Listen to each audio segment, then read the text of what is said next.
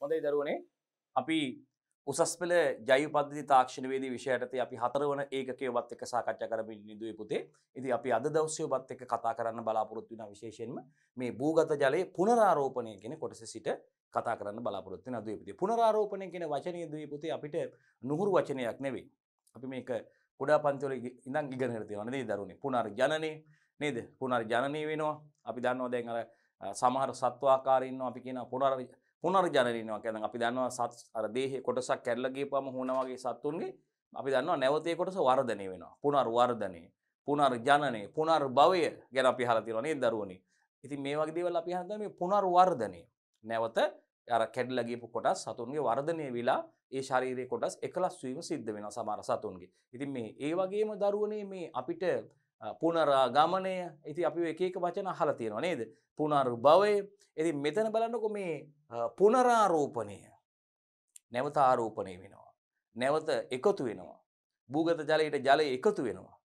ජලය රීචාර්ජ් වෙනවා කියලා කියනවා දරුවනේ අපි මේකට. රයිට්? ඉතින් අපි බලමු මොකද්ද මේ භූගත ජලයේ පුනරාරෝපණය කියන්නේ? එකයි දුවේ පුතේ. ඔයගොල්ලොත් එක්ක අපි අද කතා කරන්නේ. හොඳයි. බලමු දුවේ පුතේ. භූගත ජලයේ පුනරාරෝපණය. භූගත ජලයේ පුනරාරෝපණය යනු කාන්දු වීම වැස්සීම මගින් ජලයේ භූමියේ මතු පිට සිට පහළට ගමන් කර රයිට් භූගත ජලයට එකතු වීමේ ක්‍රියාවලියයි. ඊටාම පැහැදිලි නේද දුවේ පුතේ? බලන්නකෝ භූගත ජලයේ පුනරාරෝපණය කියලා කියන්නේ අපි දන්නවා පස මතු පිටට වැටෙන ජලය ජල සම්පාදනයේ හෝ වර්ෂාපතනයේ මගින් පසට ජලය ලැබෙනවා. විවිධ මානව ක්‍රියාකාරකම් මගින් පස මතු පිටට වැටෙන ජලයේ දරුවනේ අපි දන්නවා ජලය ඇතුළු කාන්දු වෙනවා. ඇතුළු කාන්දු වෙනවා දරුවනේ. මේ කාන්දු වීම සහ වැස්සීම දැන් කාන්දු වන ජලයේ දරුවනේ පසේ මතු පිට ස්තරයේ අවකාශ වලින් මේ ජලයෙන් අවකාශ ජලයෙන් පිරුණාට පස්සේ දුවේ පුතේ දැන් ජලය ඇතුළු කාන්දු වෙනවනේ දුවේ පුතේ පස මතට වැටෙන ජලයේ පස මතට එකතු වන ජලය අපි දන්නවා වර්ෂාපතනය එහෙම නැත්නම් ජල සම්පාදනය කරන්න ඕනේ දුවේ පුතේ පසට මෙන්න මේ ආකාරයෙන් මතු පිට පසට මතට පතිත වන ජලයේ දුවේ පුතේ ඇතුළු කාන්දුව සිද්ධ වෙනවා කාන්දු වීම සිද්ධ වෙනවා කාන්දු වෙලා මේ මතු පිට පාංශු අවකාශ තුල පාංශු ස්තරයේ තියෙන මේ පස් අංශු අතර තියෙන සිදුරු අවකාශ ජලයෙන් පිරුණාට පස්සේ දුවේ පුතේ පස ජලයෙන් සම්ප්‍රයුක්ත වෙනවා. පසේ තියෙන අවකාශ ඔක්කොම ජලයෙන් පිරුණාට පස්සේ පස ජලයෙන් සම්ප්‍රයුක්ත වුණාට පස්සේ අපි දන්නවා මේ වැඩිපුර තියෙන ජලයේ වැස්සීම සිද්ධ වෙනවා දුවේ පුතේ. වැස්සීම සහ ගැඹුරු වැස්සීම මගින් නේද? මේ වැස්සීම මව්පාෂාණය දක්වාම සිද්ධ වෙනවා කියලා අපි ඉගෙනගෙන තියෙන්නේ. කළුගල් ස්තරයක් දක්වාම සිද්ධ වෙනවා. මෙන්න මේ ආකාරයට දුවේ පුතේ ජලය පස මතු පිට පතිත වන ජලය පස මතු පිට ඉඳන් නේද දුවේ පුතේ කාන්දු වීම සහ වැස්සීම මගින් බලන්නකෝ කාන්දු වීම හා වැස්සීම මගින් ජලයේ භූමියේ මතු පිට සිට භූමියේ සර්ෆේස් එකේ මතු පිට ඉඳලා කොහාටද පහළට ගමන් කරලා මේ භූගත ජලයට එකතු වීමේ ක්‍රියාවලිය තමයි දරුවනේ පුනරාරෝපණය කියන්නේ. එහෙනම් මෙතෙන්දී අපි විශේෂයෙන් සඳහන් කරන්න ඕන කරුණු අපි හැඳින්වීමේදී විශේෂයෙන් සඳහන් කළ යුතු කරුණු බලන්න දරුවනේ අපි ඒ ටික විශේෂයෙන් සලකනු කරගමු. මේ බලන්න. භූගත ජලයේ පුනරාරෝපණය යනු බලන්න මොකද්ද වෙන්නේ? කාන්දු වීම ඒ වගේම වැස්සීම. රයිට්? මගින් කොහාටද? ජලය භූමියේ මතු පිට සිට කොහාටද ගමන් කරන්නේ? පහළට ගමන් කර රයිට් භූමියේ මතු පිට ඉඳන් පහළට ගමන් කළා දරුවනේ භූගත ජලයට එකතු වීමේ ක්‍රියාවලිය තමයි භූගත ජලයේ පුනරාරෝපණය කියලා කියන්නේ. රයිට්? ග්‍රවුන්ඩ් වෝටර් රීචාර්ජින් කියලා කියන්නේ. රීචාර්ජ් වෙනවා. පුනරාරෝපණය වෙනවා. භූගත ජලයට ජලය එකතු වෙනවා නැවත. ජලය භූගත වෙනවා. ජලය පුනරාරෝපණය වෙනවා කියන වචනේ. මෙතන අනිවාර්යෙන් දරුවනේ විභාග ප්‍රශ්න වලට සෑම අවුරුද්දකම උසස් පෙළ ජෛව පද්ධති තාක්ෂණ වේදයේ ප්‍රශ්න පත්‍රයේ දරුවනේ එක්ක ව්‍යුහගත රචනා නැත්නම් බහුවර්ණ ප්‍රශ්න වලට අනිවාර්යයෙන්ම මේ රීචාර්ජ් එක සම්බන්ධයෙන් භූගත ජලයේ පුනරාරෝපණය සම්බන්ධයෙන් දරුවනේ ගැටලු අහනවා ප්‍රශ්න එනවා. ඉතින් දරුවෝ මේක නිතරම අහන එකක් දරුවනේ ඒ තරම්ම වැදගත් ක්‍රියාවලියක් අපිට ජෛව පද්ධති සම්බන්ධයෙන් කතා කරනකොට මේ භූගත ජලය විශේෂයෙන්ම පුනරාරෝපණ ක්‍රියාවලිය දරුවනේ. ඉතින් ඒ නිසා අපි අතිශයින් වැදගත් කොටසක් විදිහට මේ කොටස දුවල පුතාලත් එක්ක සාකච්ඡා කරනවා. මම හිතනවා ඔබටත් ඒ තරම්ම වැදගත් කරුණක් විදිහට ක්‍රියාවලියක් විදිහට මේ භූගත ජලයේ පුනරාරෝපණ ක්‍රියාවලිය පිළිබඳව ඔබ මනාව අධ්‍යයනය කළා ඉතාමත් හොඳින් මේ කොටස් ධාරණය කරගන්න ඕනේ. දීපති කියන්නේ හැමදේම අහනවා හැම අවුරුද්දකම ස්ථිරව අහනවා දරුවනේ. ඒ නිසා මතක තියාගන්න එහෙනම් අපිට පුළුවන් කවුද භූගත ජලය පුනරාරෝපණය කියන්නේ මොකද්ද භූගත ජලය පුනරාරෝපණය කියන්නේ කියන එක දැන් දෝල පුතාලට බලන්න නැතුව ලියන්න පුළුවන් දුවේ පුතේ රයිට් එහෙනම් භූගත ජලය පුනරාරෝපණය කියන්නේ කාන්දු වීම හා වැස්සීම මගින් කාන්දු වීම හා වැස්සීම මගින් අපි ජලය භූමිය මතු පිට ඉඳන් පොළවේ මතු පිට ඉඳලා දරුවනේ කොහාටද පහළට ගමන් කරලා භූමිය මතු පිට ඉඳන් පහළට ගමන් කරලා භූමිය මතු පිට සහිත පහළට ගමන් කරලා කාටද භූගත ජලයට එකතු වීමේ ක්‍රියාවලිය තමයි දුවේ පුතේ භූගත ජලය පුනරාරෝපණය කියලා කියන්නේ රීචාර්ජ් භූගත ජලය පුනරාරෝපණය කියලා කියන්නේ රයිට් ඕගොල්ලන්ට වෙලා ලියා ගන්න කාලේ තියෙනවා පුතේ ලියා ගන්න පුළුවන් දරුවනේ එහෙනම් මේ භූගත ජලයේ පුනරාරෝපණ ක්‍රියාවලිය ස්වභාවිකව වර්ෂාව ජලාශ හෝ ගංගා වලින් ජලය ලැබීම මගින් මේ ක්‍රියාවලිය ස්වභාවිකව සිද්ධ වෙනවා ප්‍රධාන වශයෙන්ම දරුවනේ මෙන්න මේ ක්‍රියාවලිය ස්වභාවිකව සිද්ධ වෙනවා කොහොමද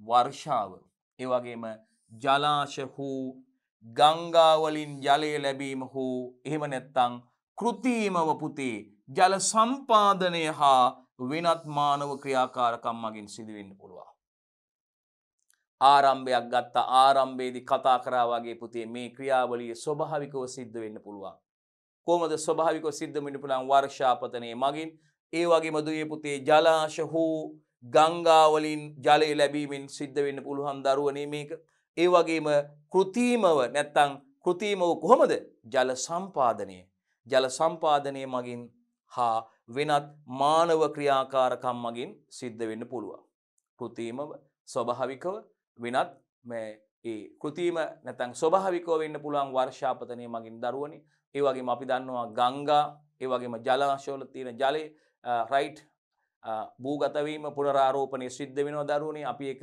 මේ අනියම් පුනරාරෝපණයක් විදිහට ඍජු නොවන අපිට එකපාර පේන්නේ නැති ඍජු නොවන අනියම් පුනරාරෝපණයක් විදිහට අපිට මේ වතු පිට ජල ප්‍රභවවල තියෙන ජලයේ දරුවනේ ඊට යටින් තියෙන භූගත ජලය කරා එකතු වීම පහලින් තියෙන භූගත ජලය කරා එකතු වීම සිදු වෙනවා දරුවනේ අපි ඒක කියන්නේ අනියම් පුනරාරෝපණයක් ඍජු නොවන පුනරාරෝපණයක් ඒ වගේම අපි කියනවා විසරණ පුනරාරෝපණය ඒ තමයි වර්ෂාව මගින් සිදුවෙන ප්‍රධාන වශයෙන් භූගත ජලය කරා භූගත ජලය ඒ කලාප කරා ජලයේ විසරණය වීම මගින් සිදුවන විසරණ පුනරාරෝපණය දුවේ පුතේ ප්‍රධාන වශයෙන්ම අපිට කෙලින්ම ඍජු පුනරාරෝපණයක් විදිහට මේ විසරණ පුනරාරෝපණය හඳුන්වන්න පුළුවන් කේන්ද්‍රීය පුනරාරෝපණයක් කියලා කියනවා දරුවනේ ඒ වගේම අපි කියන්නේ මේ අර ඍජු පුනරාරෝපණයට වගේම ඍජු නොවන පුනරාරෝපණයක් අනියම් පුනරාරෝපණයක් විදිහට තමයි අපි මේ මතු පිට ජල ප්‍රභවවල තියෙන ජලය ඊට යටින් තියෙන භූගත ජලය කරා එකතු වීම මගින් අපිට නොපෙනෙන අනියම් ඍජු නොවන ක්‍රමයක් දරුවනේ අනියම් දෙයක් රයිට් ඉතින් ඒ ආකාරයට තමයි දරුවනේ මේ ජලයේ භූගත වීම සිද්ධ වෙන්නේ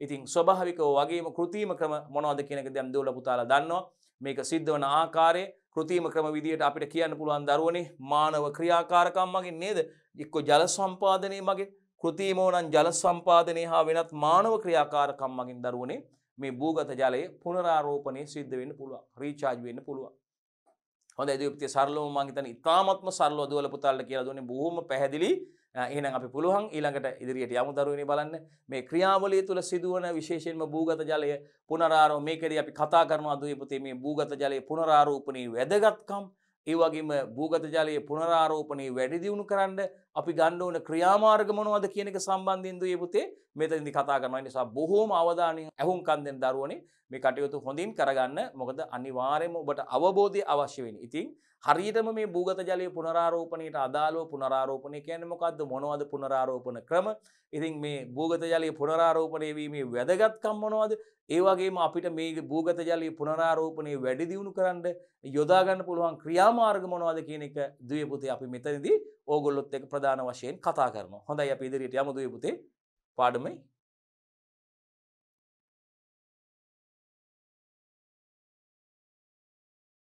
හරි මේ බලන්න දරුවනේ මේ රූප ඇසුරින් surface water divide වෙන විදිය දරුවනේ right හරි natural conditions මේ ස්වභාවිකව කොහොමද මේ stream මේ දිය පහරවල් තියෙනවා දරුවනේ මතු පිට ජල ප්‍රභව තියෙනවා ground water flow direction එක තියෙනවා දරුවනේ මේ බලන්න මේ ground water flow direction එක පෙන්වලා තියෙනවා මේ බලන්න වර්ෂාපතනේ ලැබෙන වහිනවා lake වැව් තියෙනවා stream දිය පහරවල් තියෙනවා දරුවනේ බලන්න මේ ground water divide වන විදිහ මේ water table එක බලන්න water table එක බලන්න ground water divide වෙන විදිහේ water table එක surface water divide වෙනවා දරුවනේ. මේ බලන්න මතු පිටින් වර්ෂාපතනය ලැබෙනවා මේ වලාකුළු වලින් ඒ ඝනීභවනය වෙලා නේද? වාෂ්ප වෙන ජලය.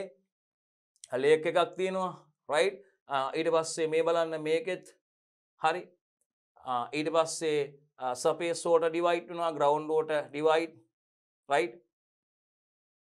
high capacity pumping well එකක් තියෙනවා මේ දා බලන්න දරුවනේ. high capacity pumping well එකක් තියෙනවා ලිඳක් නේද? ලිඳක් තියෙනවා. මේ පුනරාරෝපණය වෙන ආකාරය පෙන්වන රූප සටහන දරුවනේ බලන්න right. මේ බලන්න ground water flow direction එක පෙන්ලා තියෙන විදිහේ ground water flow direction එක හරි. පෘථිවිය මතු පිට ස්තරය තියෙනවා ශාක ස්තරයක් තියෙනවා right. වායුගෝලයේ වලාකුළු පෙන්ලා තියෙනවා වර්ෂාපතනය ලැබෙනවා පෙන්ලා තියෙනවා දරුවනේ right. ඔව් natural condition එකේ හරි. එතකොට ඒ වගේම භූගත ජලයේ පුනරාරෝපණයට යම් මානව ක්‍රියාකාරකම් නිසා බාධා ඇති වෙනවා. ඒකත් දැන් අපිට අනිවාර්යෙන් දැනගන්න ඕන කරනවා. මේ ඊළඟට කෙලින්ම කතා කරනවා මේ දුවේ පුතේ මේ භූගත ජලයේ පුනරාරෝපණය සඳහා මේ ජලය රීචාර්ජ් වෙන්නේ.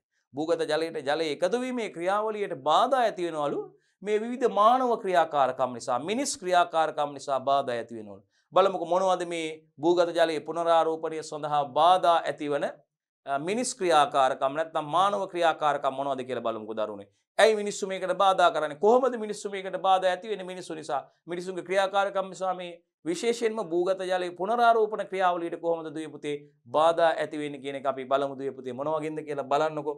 ගල් ඇල්ලීම, ඇතිරීම, පොළොවට ගල් අල්ලනවා නේ. පොළොවට ගල් අල්ලනවා අපි. කොන්ක්‍රීට් අර ඉන්ටර්ලොක් කියනවා නේද? ලස්සන අපි ගල් අල්ලනවා මේ පොළොවට.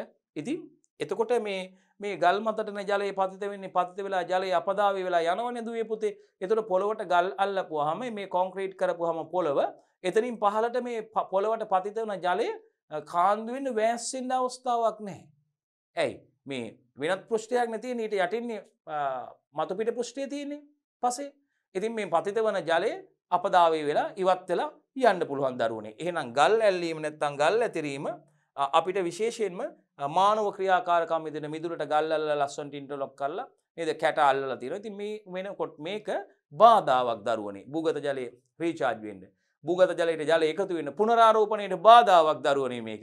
ඒ වගේම දුවේ පුතේ නොයෙකුත් සංවර්ධන කටයුතු සහ ගස් කැපීම. ගස් කැපීම. ඉතින් අපි දන්නවා දරුවනේ මේ ජලය ශාක මතට ශාක කඳන් මතට නේද පත්‍ර මතට අතුපතරට වැටිලා කඳ දිගේ බොහෝම හිමින් රූරා ඇවිල්ලා බේරිලා ඇවිල්ලා තමයි පොළොවට පතිත වෙන්නේ. ඉතින් එතකොට ලොකු ඉඩක් අවස්ථාවක් තියෙනවා දරුවනේ මේ ජලයේ භූගත වෙන්න. ඇතුළු කාන්දු වෙන්න වැස්සීම සඳහා ඉඩකඩ තියෙනවා දරුවනේ. මේ අපිට විශේෂයෙන්ම ශාක වැස්ම තියෙනකොට පස මතු පිට ආවරණයක් තියෙනකොට ශාක වැස්ම තියෙනකොට දරුවනේ එක පාරට පොළොවට ජලයේ පතිත වෙලා අර විසිරිකාදනය වෙන්නේ ස්තරීය කාදනය වෙන්නේ අවසානයේදී ඇලි කාදනය වගේ පාංශු කාදනය සිද්ධ වෙන්නේ නැහැ. ආවරණයක් තියෙනවා නම් පොළවේ පාංශු සංරක්ෂණ ක්‍රම අපි සකස් කරලා තියෙනවා නම් ඒ වගේම මේ අන්න ඒ නිසා දරුවනේ විශේෂයෙන්ම අපි දන්නවා මේ වනාන්තර එලිපෙහෙලි කිරීම වගේම ගස් කැපීම විවිධ මානව ක්‍රියාකාරකම් සංවර්ධන කටයුතු සඳහා මේ ගස් හෙලීම නිසා දරුවනේ විශේෂයෙන්ම නොයෙකුත් සංවර්ධන කටයුතු හා ගස් කැපීම මේ සංවර්ධන කටයුතු වලදී භූමිය නිරාවරණය වෙනවා දුවේ පුතේ. එතකොට අපි දන්නවා පස මත පතිතන ජලයේ අපදාවේ වෙලා පාංශු කාදනය සිද්ධ වෙලා දරුවනේ මතු පිට ජල ප්‍රභව වලට තමයි වයන් ප්‍රධාන වශයෙන්. ඒ ජලයේ රීචාර්ජ් වීම අඩු වෙනවා. පුනරාරෝපණය අඩු වෙනවා. එහෙනම් දුවේ පුතේ විවිධ මානව ක්‍රියාකාරකම් බලපානවා මේ භූගත ජලයේ පුනරාරෝපණය අඩු වීම කෙරෙහි පුනරාරෝපණය වෙන ජල ප්‍රමාණය අඩු කිරීම කෙරෙහි දුවේ පුතේ එහෙනම් අපිට පුළුවන් මේ භූගත ජලයේ පුනරාරෝපණය යම් මානව ක්‍රියාකාරකම් නිසා බාධා ඇති වෙන මොනවද? ගල් ඇල්ලීම, ඇතිරීම නේද? ගල් ඇතිරීම පොළවේ. ඒ වගේම නොයෙකුත් සංවර්ධන කටයුතු වගේම ගස් කැපීම. මෙතන කරුණු තුනක් කියවෙනවා දුවේ පුතේ අපි විශේෂයෙන් බලමු මොනවද කියවෙන කරුණු තුන කියලා අපිට බලන්න පුළුවන්. ගල් ඇල්ලීම නැත්නම් ඇතිරීම, නොයෙකුත් සංවර්ධන කටයුතු හා ගස් කැපීම. 1යි නේද? 2යි 3යි කරුණු තුනක් එතන අපිට ගන්න පුළුවන්. ගල් අල්ලනවා නැත්නම් ගල් ඇතිරීම, ඒ වගේම නොයෙකුත් සංවර්ධන කටයුතු සහ ගස් කැපීම කියලා කරුණු තුනක් ගන්න පුළුවන්. මොනවටද? මේ භූගත ජලයේ පුනරාරෝපණයට යම් මානව ක්‍රියාකාරකම් නිසා බාධා ඇති වෙනවා කියන එකට අපි උදාහරණයකට ලියන්න. ඉතින් මේවා ලියනකොට අපි විශේෂයෙන්ම රචනා ප්‍රශ්න පත්‍රයකදී ඒ කරුණ ලියලා කරුණ රූල් දෙක තුනක් පැහැදිලි කරන්න එපා පුතේ. ඉතින් මේ කරුණක් විදිහට අපි භූගත ජලය පුනරාරෝපණයට යම් මානව ක්‍රියාකාරකම් නිසා බාධා ඇති වේ උදාහරණ සඳහන් කරන්න කියලා ව්‍යුහගත ප්‍රශ්නයක අහන්න පුළුවන් හින්ට් එකක් දීලා. එතකොට අපිට ලියන්න පුළුවන් දරුවනේ ගල් ඇල්ලීම ඇතිරීම වගේ ක්‍රියා. ඒ වගේම නොයෙකුත් සංවර්ධන කටයුතු සහ ගස් කැපීමත් දුවේ පුතේ අපිට ප්‍රධාන හේතුවක් වෙනවා මේ විශේෂයෙන්ම භූගත ජලයේ පුනරාරෝපණ ක්‍රියාවලියට බාධා ඇතිවීම සඳහා. රයිට් හරි. අපි යමු ඉදිරියට.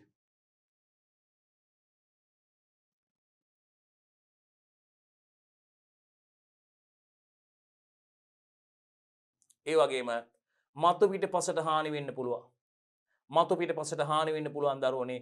එමගින් ඇතුළු කාන්දුව අඩු වෙලා අපදාවේ වැඩි වෙනවා. මතු පිට පසට හානි වුණොත් දරුවනේ අපි දන්නවා මතු පිට පසට හානි සිදුවීම සිදු වුණොත් මේ පස මතු පිට පසට හානි වීම සිදු වුණොත් අපි දන්නවා ඒකෙන් ඒ බලපෑම විදිහට ජලයේ ඇතුළු කාන්දුව අඩු වෙනවා. ජලයේ පස තුළට කාන්දු වීම අඩු වුණාට පස්සේ අර මතු පිට පසේ තියෙන අවකාශ වැහිලා ගියාට පස්සේ හිස්තැන් වැහිලා ගියාට පස්සේ විශේෂයෙන්ම අපි දන්නවා විශේෂයෙන්ම මොන වගේ ක්‍රියාවලියක්ද මොන වගේ ක්‍රියාවලියකදී දරුවෙනෙක් වෙන්නේ අපි කියනවා විශේෂයෙන්ම සුසංහනය වගේ තත්ත්වයක් ඇති වෙලා මතු පිට පස දුර්වල වුණොත් මතු පසට හානි වුණොත් අපි දන්නවා සුසංහනය කියලා කියන්නේ දරුවනේ මේ පස මතු පිටට පතිත වන ජලයත් එක්ක මේ ජලය අපි දන්නවා පස තුළට කාන්දු වීමේදී නැත්නම් වැස්සීමේදී මේ වැස්සෙන ජලයත් එක්ක පස මතු පිට තියෙන මැටි අංශු ෂරණය වෙනවා පුතේ.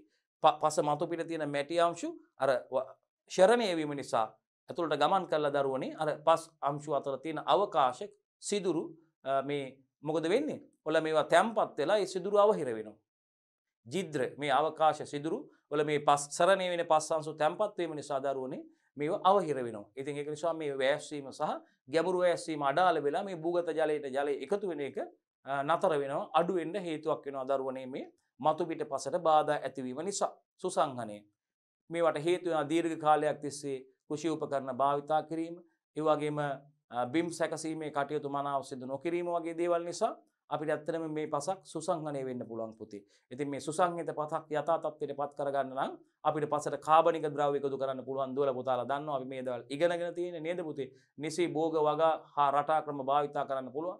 නියමිත ආකාරයට බිම් සැකසීමේ ක්‍රම සිදු කරන්න පුළුවන් පුතේ. එතකොට අපිට මේ පසක් යථා තත්ත්වයට පත් කරන්න සවිවරතාවේ ඒ වගේම පසක තියෙන පාරගම්‍යතාවය නේද මේ අවකාශ ප්‍රමාණය වැඩි කරගෙන ඒ පස තුළ සිදුවන ක්‍රියාවලි පාංශු ව්‍යුහයේ මනා තත්වයකට රැගෙන එන්න හැකියාවක් ලැබෙනවා දරුවනේ. වායනේ ව්‍යුහයේ මනා තත්වයක තියෙනවා නම් ඒ පසේ ක්‍රියාකාරීත්වය විශේෂයෙන්ම පාංශු ජීවී ක්‍රියාකාරීත්වය වගේම ශාක වර්ධනයට අවශ්‍ය ප්‍රශස්ත තත්වයක් ඒ පස තුළ නිර්මාණය කරගන්න පුළුවන් දරුවනේ. ඒ නිවැරදි විද්‍යාත්මක මූලධර්ම වලට අනුව කටයුතු කිරීමෙන් අපිට මේ කටයුතු සාර්ථකව කරගන්න පුළුවන්. එහෙනම් මතක තියාගන්න දුවේ පුතේ විශේෂයෙන්ම මේ මතු පිට පසට හානි වෙන්න පුළුවන්.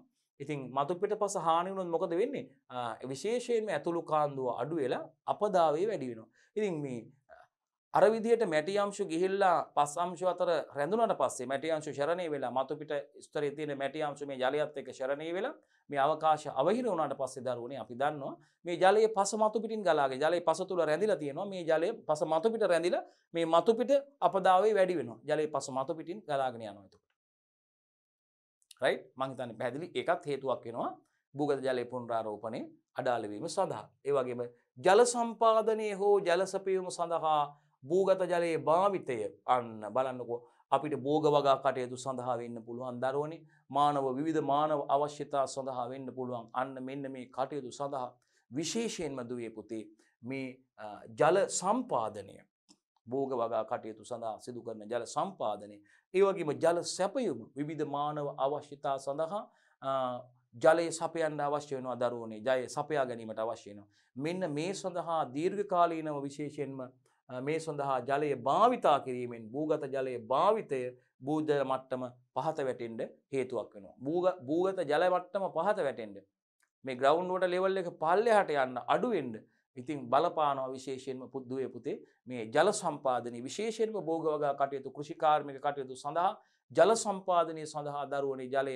ගැනීම ලබා ගැනීම ජලය ඇද ගැනීම ඒ වගේම දුවේ පුතේ අපි දන්නවා මේ ජල සැපයීමේ ක්‍රියාවන් සඳහා පානීය ජල අවශ්‍යතාවයන් සඳහා වෙන්න පුළුවන්. අනිකුත් මානව අවශ්‍යතා මේ ගෘහස්ත කටයුතු වෙන්න පුළුවන් දරුවනේ කාර්මික කටයුතු සඳහා වෙන්න පුළුවන් කර්මාන්තවල නිෂ්පාදන කටයුතු සඳහා යොදා ගැනීම වෙන්න පුළුවන්. මෙන්න මේ ආකාරයට ජල සම්පාදනය සහ ජලයේ සැපයීම සඳහා දරුවනේ මේ භූගත ජලයේ දීර්ඝකාලීනව ලබා ගැනීම මගින් භාවිතා කිරීම මගින් දරුවනේ මේ භූගත ජල මට්ටම අඩු වෙනවා. භූගත ජල මට්ටම අඩු වෙන්නේ ඒක ප්‍රධාන වශයෙන් බලපානවා දුවේ පුතේ. භූගත ජල මට්ටම පහත හෙළනවා. ඉතින් එහෙනම් අපි මොකද කරන්න ඕනේ? මේ භූගත ජල මට්ටම මෙන්න මේ හේතුව නිසා පහත වැටීම අවම කරන්න අපි මේ භූගත ජලයේ අපි නිතරම කියන කතාව පුතේ තිරසාර කළමනාකරණය කරන්න ඕනේ. මොකද්ද කරන්න ඕනේ?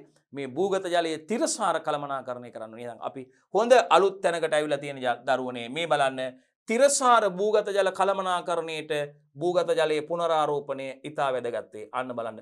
භූගත ජලයේ තිරසාර භූගත ජල කළමනාකරණයට භූගත ජලයේ පුනරාරෝපණය ඉතාම වැදගත් වේ. ඒ වගේම අතිශය වැදගත් කොටසක් නිසා අපි මේක මේ විදිහට හයිලයිට් කරනවා. එහෙනම් අපි භූගත ජලය තිරසාරව කළමනාකරණය කරන්න නම් තිරසාර කළමනාකරණය යම් කිසි දෙයක් තිරසාරව භාවිතා කරනවා කියන්නේ මොකක්ද දරුවනේ? මුළු ලෝකේම ලොකු අවධානයකට වර්තමානයේ යොමු වෙලා තියෙන දරුවනේ මේ තිරසාර කළමනාකරණය, තිරසාර සංවර්ධනය, සස්ටේනබල් ඩෙවලොප්මන්ට්. රයිට්? ඒ කියන්නේ දරුවනේ අපි මේ සම්පත් අපි අපේ අවශ්‍යතාවයන් මානව අවශ්‍යතාවයන් සඳහා භාවිතා කරන සම්පත් විශේෂයෙන්ම අපි භාවිතා කරන සම්පත් අපි භාවිතා කරන අතරතුරම මේ අපි භාවිතා කරන සම්පත් වල ඵල ප්‍රයෝජන අනාගත පරපුරටත් ඒවායේ ඵල ප්‍රයෝජන ලබා ගැනීම සඳහා ඉඩ ප්‍රස්තාව සලසමින් අපි මේවා භාවිතා කරන්න ඕනේ. ඉතින් ඇත්තටම කියනවා නම් අපි අපේ අවශ්‍යතාවයක් සඳහා දැව ගහක් කපාගත්තොත් අපි ඒ වෙනුවෙන් තව ගහක් හිටවන්න ඕනේ. අන්න අනාගත පරපුරටත් අපි ලබාගත්ත වගේම ඵල ප්‍රයෝජන ලබා ගන්න නම් අපි ඒ ආකාරයටයි පරිභෝජනය කරන්න ඕනේ. එහෙනම් භූගත ජලයේ තිරසාර කළමනාකරණය කියන්නේ දරුවනේ අපි මේ බලන්න අපි දීර්ඝකාලීනව ජලදරයකින් ඇද ගන්නා ජල ප්‍රමාණය පුනරාරෝපණය වන ජල ප්‍රමාණයට වඩා අඩු හෝ සමාන වෙන්න ඕනේ. මොකද දරුවනේ ඒ කතාවේ තේරුම? අපි දීර්ඝකාලීනව ජලදරයකින් ඇද ගන්නා ජල ප්‍රමාණය පුනරාරෝපණය වන ජල ප්‍රමාණයට වඩා අඩු හෝ සමාන විය යුතුයි. උදාහරණයක් කියමුකෝ. අපි හිතමුකෝ දිනකට ජලය ලීටර 100ක් පුනරාරෝපණය වෙනවා කියලා. එහෙනම් අපිට කියන්නේ මොකද්ද? දීර්ඝකාලීනව ජලදරයකින් ඇද ගන්නා ජල ප්‍රමාණය පුනරාරෝපණය වන ජල ප්‍රමාණයට වඩා අඩු හෝ සමාන වෙන්න ඕනේ. අපි දීර්ඝකාලීනව ජල ප්‍රභවයකින් ඇද ගන්න ජල ප්‍රමාණය දරුවනේ අර ජලය පුනරාරෝපණය වන ප්‍රමාණයට වඩා අඩු හෝ සමාන වෙන්න ඕනේ. එහෙනම් අපි දිනකට පුනරාරෝපණය වෙන එක උදාහරණයක් විදිහට ජලය ලීටර 100ක් නම් අපි ඊට වඩා අඩුවෙන් තමයි පරිභෝජනයට ගන්න ඕනේ. අපේ ප්‍රයෝජනයට ගන්න ඕනේ. එහෙනම් 100ක් උත්පාදනය උඩ අපි 50ක් භාවිතා කරනවා. රයිට්? ගැටලුවක් නැහැ. එහෙම බැරිම නම් අපි 100ක් උත්පාදනය වෙනවා නම් 100ක් ප්‍රයෝජනයට ගන්නවා. අන්න පුනරාරෝපණය වන ප්‍රමාණයට වඩා අඩුවෙන් 100ක් උත්පාදනය වුණට 50ක් ප්‍රයෝජන ගන්න පුළුවන් ගැටලුවක් නැහැ. බැරිම නම් අපි මොකද කරන්නේ? පුනරාරෝපණය වන ප්‍රමාණයට සමානව පරිභෝජනය කරන්න පුළුවන්. 100ක් උත්පාදනය කරනවා 100ක් ප්‍රයෝජනයට ගන්න. මොකද 100ක් හැදෙනවනේ 100ක් ගන්නකොට තව 100ක් හැදෙනවා බැලන්ස්. එහෙනම් දුවේ පුතේ මෙන්න මේකයි භූගත ජලයේ තිරසාර කළමනාකරණය කියලා කියන්නේ. රයිට්? බලන්න එහෙනම් තිරසාර භූජල කළමනාකරණය තිරසාර භූගත ජල කළමනාකරණයට මෙන්න මේ භූගත ජලය පුනරාරෝපණය ඉතාමත්ම වැදගත්. තිරසාර භූගත ජලය කළමනාකරණ ක්‍රියාවලිය සඳහා දරුවනේ මේ භූගත ජලයේ පුනරාරෝපණය නැත්නම් භූගත ජලයට ජලය එකතු වීම කියන ක්‍රියාවලිය අතිශයින්ම වැදගත් ක්‍රියාවලියක් පුතේ. එහෙනම් අපි බලමු කොහොමද අපි ඒ සඳහා මොකද්ද කරන්න ඕනේ? අපි දීර්ඝකාලීනව ජලදරයකින් ඇද ගන්නා ජල ප්‍රමාණය මොකද්ද? පුනරාරෝපණය වන ජල ප්‍රමාණයට වඩා අඩු හෝ සමාන වෙන්න ඕනේ. රයිට්? අඩු හෝ සමාන වෙන්න ඕනේ. හරි. පැහැදිලිනේ? ලියා ගන්න පුළුවන් දුවල පුතාලාට. එහෙනම් අපි නැවතත් බලමු. ඒ සඳහා දීර්ඝකාලීනව ජලදරයකින් ඇද ගන්නා ජල ප්‍රමාණය පුනරාරෝපණය වන ජල ප්‍රමාණයට වඩා අඩු හෝ සමාන වෙන්න ඕනේ. එහෙනම් ඒ විදිහට අපිට ගලප ගන්න පුළුවන් නම් කිසි ගැටලුවක් නැහැ. අපිට මේ ජලය කියන්නේ අනවරත සම්පතක් පුතේ. යලි ඇතිවන සම්පතක් ජලය කියන්නේ. අපි දන්නවා දුවේ පුතේ යලි ඇතිවන සම්පතක් උනත් අපි ඒවා යලි ඇතිවන වේගයට වඩා වැඩියෙන් ප්‍රයෝජනයට ගත්තොත් එහෙනම් ජලය කියන්නේ අනවරත සම්පතක්. නොනෙවෙති යලි ඇතිවන සම්පතක්. හැබැයි දරුවනේ අපි යලි ඇතිවන සම්පතක් උනත් යලි ඇතිවන වේගයට වඩා වැඩි වේගයකින් අපි ඒ සම්පත ප්‍රයෝජනයට ගන්නවා නම් යලි ඇතිවන සම්පතක් වුණත් යලි ඇති නොවන සම්පතක් බවට පත් වෙන්න පුළුවන් දරුවනේ. නැවත ඇතිවන සම්පතක් වුණත් නැවත ඇති නොවන සම්පතක් බවට පත් වෙන්න පුළුවන් දුවේ පුතේක. රයිට්. මං හිතන්නේ ඔබට පැහැදිලි. ඉතාමත්ම පැහැදිලි. හරි. අපි යමු ඉදිරියට.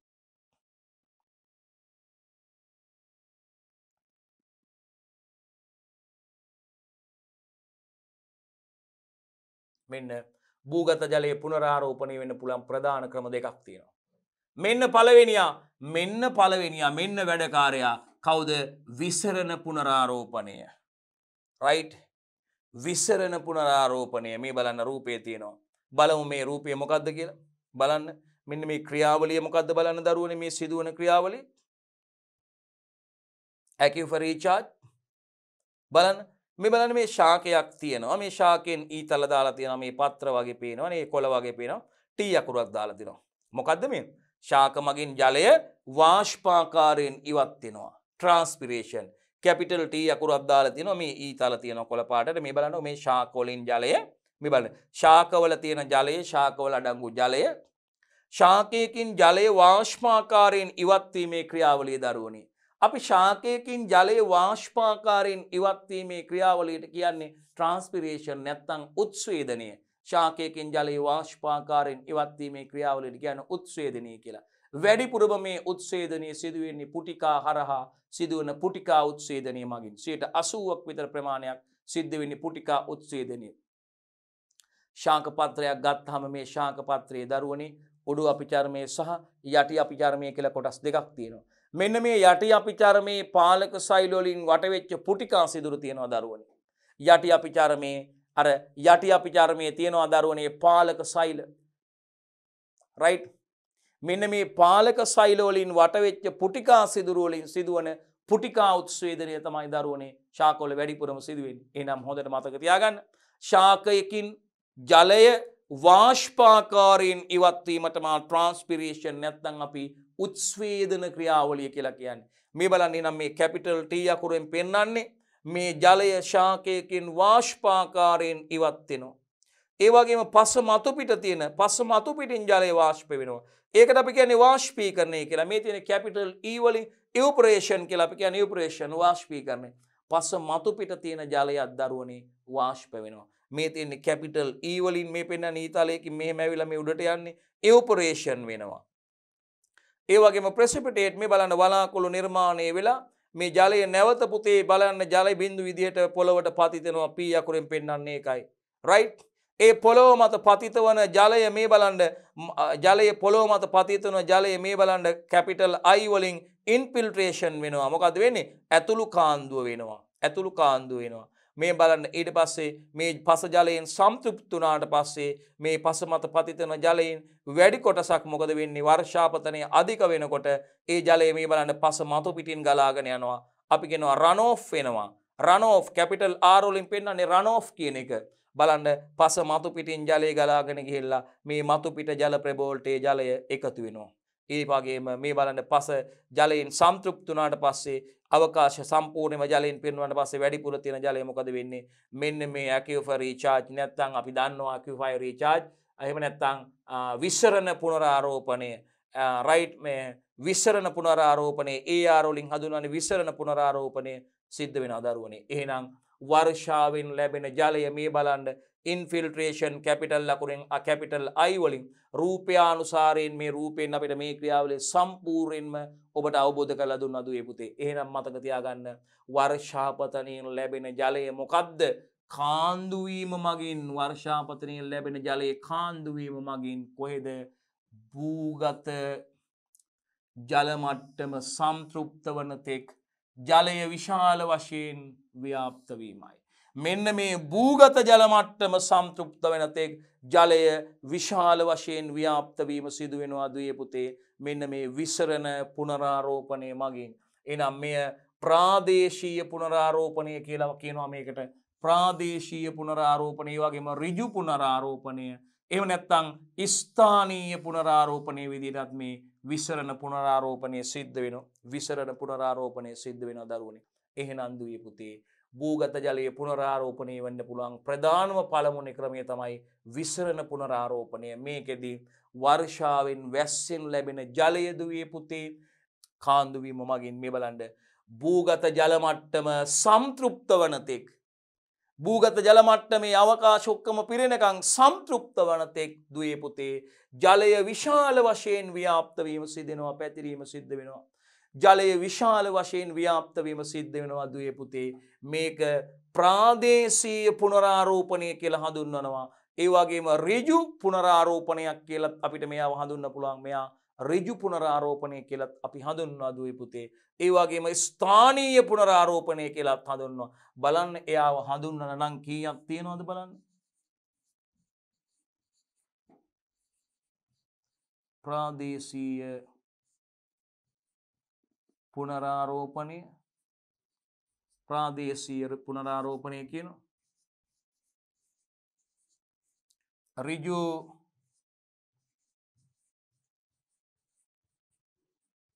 ඍජු පුනරාරෝපණය ඒ වගේම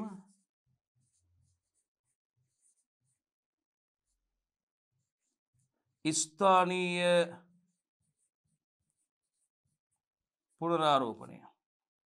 රයිට් බලන්න ප්‍රාදේශීය පුනරාරෝපණය කියනවා මෙයාට. ඒ වගේම ඍජු පුනරාරෝපණය කියනවා. ඒ වගේම ස්ථානීය පුනරාරෝපණය කියලාත් එයාට කියනවා. ස්ථානීය පුනරාරෝපණය කියලාත් එයාට අපි කියනවා. රයිට් එහෙනම් දරුවනේ ජලයේ පුනරාරෝපණය වෙන්න පුළුවන් ප්‍රධානතම ක්‍රමය තමයි විසරණ පුනරාරෝපණය. මේක වර්ෂාවෙන් ලැබෙන ජලය දුවේ පුතේ දරුවනේ කාන්දු වීම මගින් භූජල මට්ටමේ සම්තෘප්ත වන තෙක් නේද? භූගත ජල මට්ටම සම්තෘප්ත වන තෙක් ජලයේ විශාල වශයෙන් ව්‍යාප්ත වීම නැත්නම් පැතිරීම සිද්ධ වෙනවා. මේ විසරණ පුනරාරෝපණය අපි හඳුන්වනවා ප්‍රාදේශීය පුනරාරෝපණය, එහෙම නැත්නම් ඍජු පුනරාරෝපණය සහ ස්ථානීය පුනරාරෝපණය වශයෙන් අපිට මේ විසරණ පුනරාරෝපණය හඳුන්වන්න පුළුවන්. මෙන්න රූපානුසාරයෙන්ුත් විස්තරය තියෙනවා. ටී වලින් ට්‍රාන්ස්පිරේෂන්, ශාක වලින් ජලයේ වාෂ්පාකාරයෙන් ඉවත් වීමේ ක්‍රියාවලිය උත්සේදනය කියලා කියන්නේ. පසෙන් ජලයේ වාෂ්ප වෙනවා කැපිටල් ලී වලින් ඉවපොරේෂන්. ඒ වගේම ප්‍රෙසිපිටේට් වෙනවා වර්ෂාපතනයේ විදිහට පොළොව මත පතිත වන ජලයේ කැපිටල් I වලින් ඉන්ෆිල්ට්‍රේෂන් ඇතුළු කාන්දුව සිදු වෙනවා. ඒ වගේම වර්ෂාපතන වේගය වැඩි වෙනකොට ඒ වගේම කාන්දු වීමේ ශීඝ්‍රතාවයට වඩා වර්ෂාපතන වේගය වැඩි වෙද්දී ජලයේ පසුතුලට ඇතුළු කාන්දු වන ශීඝ්‍රතාවයට වඩා වර්ෂාපතනයේ ශීඝ්‍රතාවය වැඩි වෙද්දී ඒ කියන්නේ වහින වේගය වැඩි වෙනකොට මහා හයියෙන් වහිනකොට අන්න ජලයේ පස මතු පිටින් ගලාගෙන යනවා. කැපිටල් R වලින් රන් ඔෆ් කියලා කියන්නේ කැපිටල් R වලින් මතු පිට අපදාවේ සිදු වෙලා මේ ජලය මතු පිට ජල ප්‍රභව වලට ගිහිල්ලා තැම්පත් වෙනවා. එකතු වීම සිද්ධ වෙනවා දරුවනේ. රයිට්. ඊටාත්ම පැහැදිලි නේද දරුවනේ? හරි අපි යමු ඉදිරියට.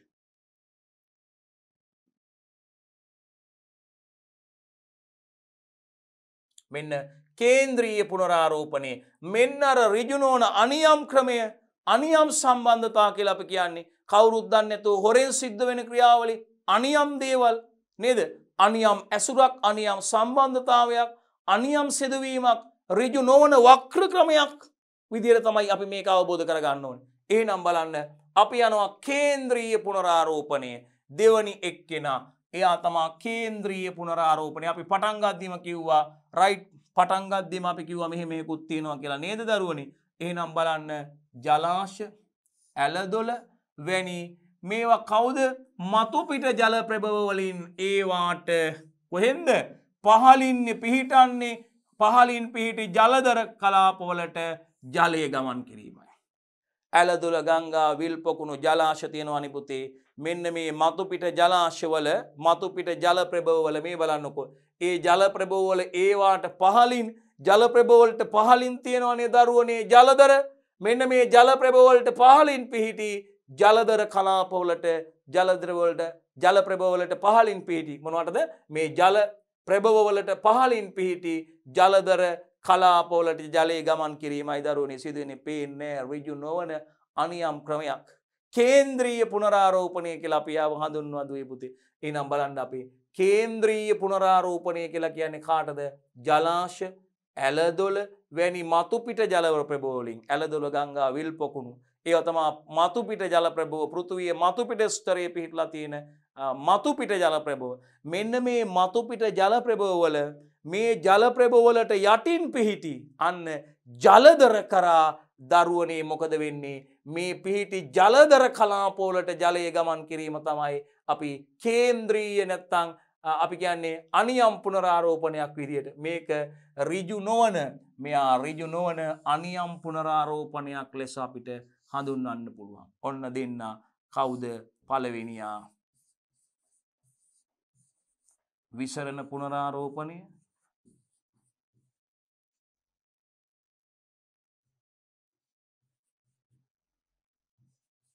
විසරණ පුනරාරෝපණය දෙවනි එක්කෙනා කේන්ද්‍රීය පුනරාරෝපණය රයිට් දෙන්නයි. හරි අපි යන් ඉදිරියට.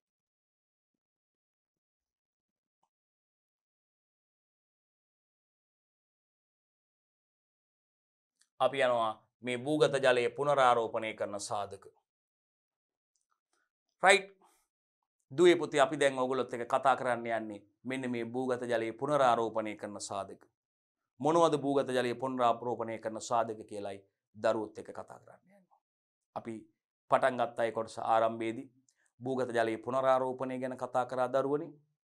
ඒ වගේම මේ භූගත ජලය පුනරාරෝපණය සඳහා සිදුවන බාධා වීම් කතා කරා දරුවනේ. ඒ වගේම භූගත ජලය පුනරාරෝපණ ක්‍රම ගැන කතා කරා දරුවනේ. හොඳයි දරුවනේ.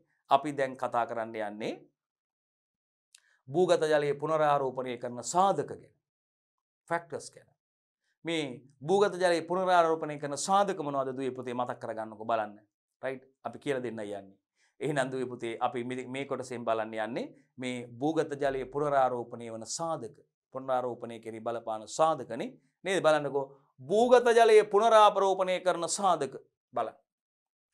භූගත ජලය පුනරාරෝපණය කරන සාධක වැදගත් කොටස. බලන්න භූගත ජලය පුනරාරෝපණය කරන සාධක මොනවද කියලා. එක වර්ෂාවෙන් හෝ ජල සම්පාදන ප්‍රමාණය. වර්ෂාවෙන් හෝ ජල සම්පාදනය වන ප්‍රමාණය අපිට පුනරාරෝපණය සඳහා වැදගත් වන භූගත ජලය පුනරාරෝපණය කරන සාධකයක්. භූගත ජලය පුනරාරෝපණය කරන සාධකයක් දරුවනේ. දුවේ පුතේ භූගත ජලය පුනරාරෝපණය කරන සාධකයක් කවුද බලන්න මේ බලන්න භූගත ජලය පුනරාරෝපණය කරන සාධකයක්ලු කවුද වර්ෂාවෙන් හෝ ජල සම්පාදන ප්‍රමාණය මගින් වර්ෂාපතනය හෝ ජල සම්පාදන ප්‍රමාණය මගින් දරුවනේ. ඒ වගේම මේ බලන්නකෝ ඒක විස්තර කරලා තියෙන ආකාරය රචනා ප්‍රශ්නයකදී භූගත ජලය පුනරාරෝපණය කරන සාධක පැහැදිලි කරන්න කිව්වොත් සාධකේ නම් කරලා පළවෙනි සාධකේ නම් කරලා එතනම එයා කෙටි රූල් දෙක තුනක් විස්තර කරන්න ඕනේ. මොකද රචනා ප්‍රශ්නයක ලකුණු හම්බෙන්නේ හැඳින්වීමට ලකුණු හම්බෙනවා. කොට ඒ කරුණු නම් කිරීමට හම්බෙනවා. කරුණු විස්තර කිරීමට හම්බෙනවා. ඉතින් රචනා ප්‍රශ්න පත්‍රය ලියන්න ගිහිල්ලා ඔබ රචනා ප්‍රශ්නයකදී හැඳින්වීමයි කරුණු ටික නම් කරලා ඇවිල්ලා හොඳටම කරා මම තමයි හොඳටම කරේ කිව්වොත් හරියන්නේ නැහෙනේ. එහෙනම් ඔබ අනිවාර්යයෙන්ම හැඳින්වීම කරන්න ඕනේ. රයිට් භූගත ජලය පුනරාරෝපණය කරන සාධක පැහැදිලි කරන්න කිව්වොත් ඔබ බොහෝම හොඳින් හැඳින්වීම කරන්න ඕනේ. ලකුණු 20ක් හැඳින්වීමට හම්බෙනවා. එහෙනම් ඒ ලකුණු 20 ගන්න නම් භූගත ජලයේ මනාව හැඳින්වීම කරන්න ඕනේ. 6 ගණන් පිටු ගණන් ලියන්නේ ඒක කොටසක්ම ලියන්නේ CR පිටුවක් විතරනේ. රචනා ප්‍රශ්නයේ කොටස් 3යිනේ. රයිට් A කොටස B කොටස C කොටස නැත්නම් එක කොටස දෙක කොටස තුන කොටස විදියට පළවෙනි රචනා ප්‍රශ්නය ගත්තොත් එක ප්‍රශ්නයක් ගත්තොත් එහෙනම් එක කොටසකට විනාඩි 10යි හම්බෙන්නේ රචනා ප්‍රශ්න පත්‍රයේ. එක කොටසකට විනාඩි 10යි හම්බෙන්නේ රචනා ප්‍රශ්න පත්‍රයේ. දෙවෙනි කොටස 10 තුන්වෙනි කොටස 10 ඒ විදිහට තමයි පැය භාගය සම්පූර්ණ වෙන්නේ. CR කොළ තුනක්වත් CR දැන් CR පිටු තුනක්වත් උත්තරේ ලියන්න ඕනේ. රචනා ප්‍රශ්නයක් ගත්තොත් රචනාව එක ප්‍රශ්න පත්‍රය කියලා කිව්වා. එක A කොටස B කොටස සහ C කොටස. A කොටසට විනාඩි 10යි. B කොටසට විනාඩි 10යි. C කොටසට විනාඩි 10යි. මම නිකන් පිටුවක්වත් පිරෙන්න උත්තර ලියන්න එපා. පිටුවක්වත් පිරෙන්න උත්තර ලියන්න එපා. රයිට්. පිටුවක්වත් පිරෙන්න උත්තර ලියන්න එපා. රයිට්. එතකොට විනාඩි 10න් ලියන්න පුළුවන්ද? අනිවාර්යෙන් විනාඩි 10න් ලියන්න පුළුවන් ආකාරයටයි දෙන්නේ. එහෙනම් අපි මෙතනදී අහුවොත් භූගත ජලය පුනරාරෝපණය කරන සාධක පැහැදිලි කරන්න කියලා ඉස්සෙල්ලා භූගත ජලය හඳුන්වන්න ඕනේ. හැඳින්වීමට ලකුණු 20ක් විතර හම්බ වෙනවා. 25 දෙන අවස්ථාවක් තියෙනවා. ඒතකොට ලකුණු 100ක් හම්බ වෙනවනේ එක කොටසකට. මේ එක කොටසකට ලකුණු 100ක් හම්බ වෙනවා. ලකුණු 100යි. ලකුණු 100යි. ලකුණු 100යි. එහෙනම් සම්පූර්ණ රචනා ප්‍රශ්නයකට ලකුණු 300ක් හම්බ වෙනවා. තනි ප්‍රශ්නයකට. පැය භාගයක් ලියන රචනා ප්‍රශ්නේ ලකුණු 300ක් හම්බ. එතකොට ඔය ළමයිට ප්‍රශ්න ලකුණු 100න් නේද දෙන්නේ ඔක්කොම. ඔව් මේවා බෙදලා කොට එහෙම කරලා මේ සිද්ධාන්ත නැත්නම් පේපර් වල ලකුණුයි සහ ප්‍රැක්ටිකල් වල ලකුණු එකතු කරලා තමයි අවසන් ලකුණු 100න් දෙන්නේ. පැහැදිලිනේ? හරි. එහෙනම් දුවේ පුතේ මතක තියාගන්න. අපි හැඳින්වීමකදී මුලින්ම හැඳින්වීම කරන්න ඕනේ. ඊට පස්සේ ප්‍රශ්නේ මේ විෂය කරුණු සඳහන් කරන්න ඕනේ. මේ බලන්න. වර්ෂාවෙන් හෝ ජල සම්පාදන ප්‍රමාණය මගින් භූගත ජලයේ පුනරාරෝපණය කරන සාධකයක් විදිහට ඒකට අපි ගන්න. එයාව ගන්න පුළුවන්. එහෙනම් අපි වර්ෂාවෙන් හෝ ජල සම්පාදන ප්‍රමාණය මගින් කියන කරුණ නම් කරලා ඒ කරුණ මෙන්න මේ ආකාරයට විස්තර වෙන්න ඕනේ. වර්ෂාව නැත්තම් ජල සම්පාදනය නිතරම හෝ වැඩි වශයෙන් සිදුවන විට අන්න බලන්නකො. නිතරම පාහේ වර්ෂාව නැත්තම් ජල සම්පාදනය සිදු වෙනවා නම් භූමියට පසට සිදු වෙනවා නම් බලන්න වර්ෂාව ජල සම්පාදනයේ නිතරම හෝ වැඩි වශයෙන් සිදුවන විට මේ පොළව තුලට වැස්සෙන ජල ප්‍රමාණය මොකද වෙන්නේ? වැඩි වෙලා. පොළව තුලට වැස්සෙන ජල ප්‍රමාණය වැඩි වෙලා. පොළව තුලට වැස්සෙන ජල ප්‍රමාණය වැඩි වෙලා පස සම්තෘප්ත වෙනවා. පස ජලයෙන් සම්තෘප්ත වෙනවා. ඉතින් පස ජලයෙන් සම්තෘප්ත වුණාට පස්සේ මේ වැඩිපුර තියෙන ජලයේ පසේ ගැඹුරු විස්තර කරා ගැඹුරු වැස්සීම සිද්ධ වෙනවා. ගැඹුරු වැස්සීම සිද්ධ වෙලා මේ ජලයේ භූගත ජලයට එකතු වෙනවා. එහෙනම් ඒකයි මේකෙන් කියන්නේ. බලන්න වර්ෂාව නැත්තම් ජල සම්පාදනයේ නිතරම පාහේ එහෙම නැත්තම් වැඩි වශයෙන් සිදු වෙනවා නම් නිතරම වැඩිපුර වහිනවා නම් නිතරම වැඩිපුර ජල සම්පාදනය කරනවා නම් පසට ජල යොදනවා නම් එහෙනම් වර්ෂාව නැත්තම් ජල සම්පාදනයේ නිතරම හෝ වැඩි වශයෙන් සිදුවන විට පොළව තුලට වැස්සෙන ජල ප්‍රමාණය වැඩි වෙලා පොළව තුලට වැස්සෙන ජල ප්‍රමාණය වැඩි වෙලා කාන්දුවන ජල ප්‍රමාණය වැඩි වෙලා මොකද වෙන්නේ? පස ජලයෙන් සම්තෘප්ත වෙනවා. පස ජලයෙන් සම්තෘප්ත වෙනවා. පසේ තියෙන අවකාශ ජලයෙන් පිරෙනවා. එතකොට වැඩිපුර තියෙන ජලය මොකද? වැස්සීම සහ ගැඹුරු වැස්සීම මගින් කොහාටද එකතු වෙන්නේ? එවිට ඒ ජලය භූගත ජලයට එකතු වෙලා භූගත ජල ප්‍රමාණය වැඩි වෙනවා. එහෙනම් ඔන්න ඔය දේ කියන්නේ. වෙනත් කතන්දර හැලී ජාතක කතා මොකක්වත් ලියවට ලකුණු හම්බෙන්නේ නැහැ දරුවනේ. මෙන්න මේ කරුණු ටිකයි ලියන්න ඕනේ. බලන්න අනවශ්‍ය කරුණු මොකක්වත් ගැළපීම් ඒ කියන්නේ මේවා වෙනත් කරුණු එකතු කර කර රචනා වගේ ලියලා නැහැ නේද? සිංහල රචනාවක් වගේ ලියලා නැහැනේ. ඉතින් බලාපොරොත්තු වන උත්තරේ ඇතුලේ තියෙන සියලුම කරුණු විශේෂ කරුණු පමණයි දුවේ. අනවශ්‍ය කරුණු මොකක්වත් නැහැ. හරි. හොඳයි දරුවනේ. එහෙනම් බලන්න. රයිට්. අපි යනවා ඊළඟ කරුණට. අපි කතා කර කර ඉන්නේ භූගත ජලය පුනරාරෝපණය කරන සාධක ගැන. අපි කතා කර කර ඉන්නේ දුවේ පුතේ භූගත ජලය පුනරාරෝපණය කරන සාධක ගැන.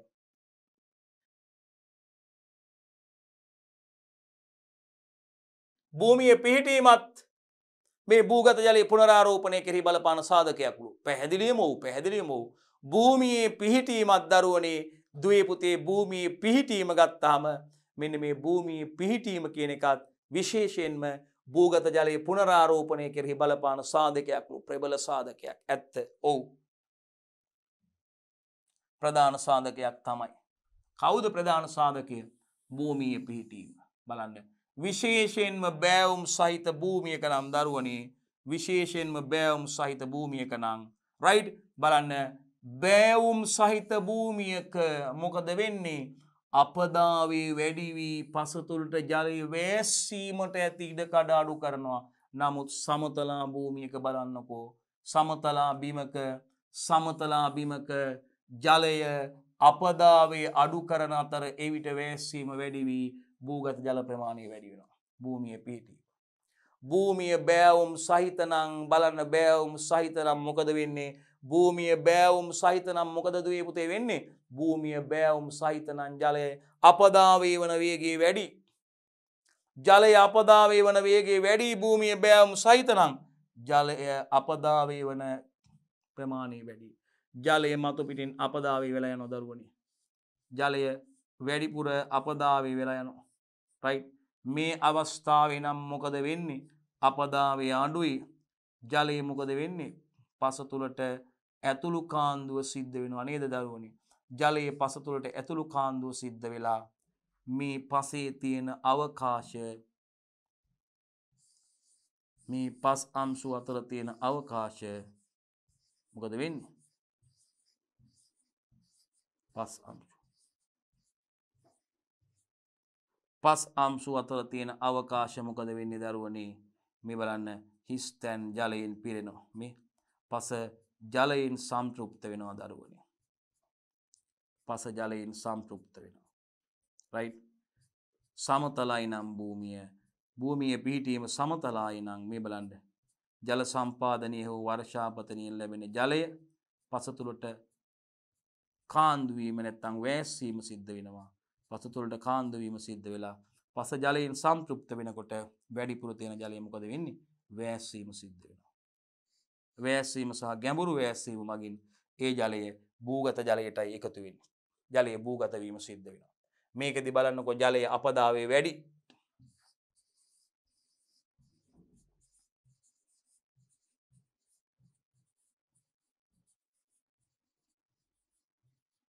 මෙතන සමතල අවස්ථාවේදී මතු පිට අපදාවය අවමයි. කාන්දු වීම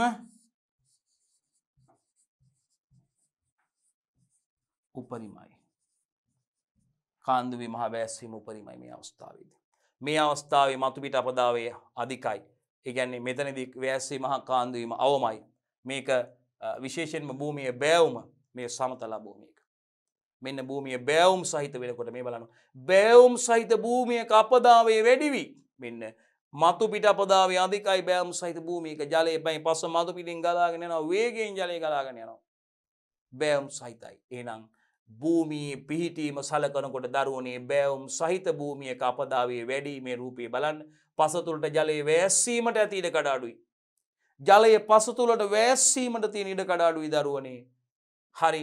නමුත් සමතලා බිමක බලන්නකෝ සමතලා බිමක ජලයේ අපදාවේ අඩුයි. අර බලන්නකෝ ජලයේ අඩුයි මතු පිට අපදාවේ අඩුයි. එතකොට වැස්සීම වැඩි. මෙන්න ජලයේ වැස්සෙනවා පස තුළට. ජලයේ වැස්සීම වැඩි වෙලා මොකද වෙන්නේ? භූගත ජල ප්‍රමාණය වැඩි වෙනවා. ජලයේ වැස්සීම වැඩි වෙලා භූගත ජල ප්‍රමාණය වැඩි වෙනවා. රයිට්. මේ වැඩිපුර තියෙන ජලය මොකද? වැස්සීම. මේ වැඩිපුර තියෙන ජලයේ වැස්සීම සිද්ධ වෙනවා. කරුණු දෙකයි භූගත ජලයේ පුනරාරෝපණය බලපාන සාධක කරුණු දෙකයි. රයිට්. භූමියේ පිහිටීම. පළවෙනිය මතකයි භූගත ජලයේ පුනරාරෝපණය කරන සාධක යටතේ වර්ෂාවෙන් හෝ ජල සම්පාදන ප්‍රමාණය. වර්ෂාව හෝ ජල සම්පාදන ප්‍රමාණය. දෙවනියා භූමියේ පිහිටීම ගැනයි දුවේ පුතේ කතා කරලා. දෙවනියා භූමියේ පිහිටීම.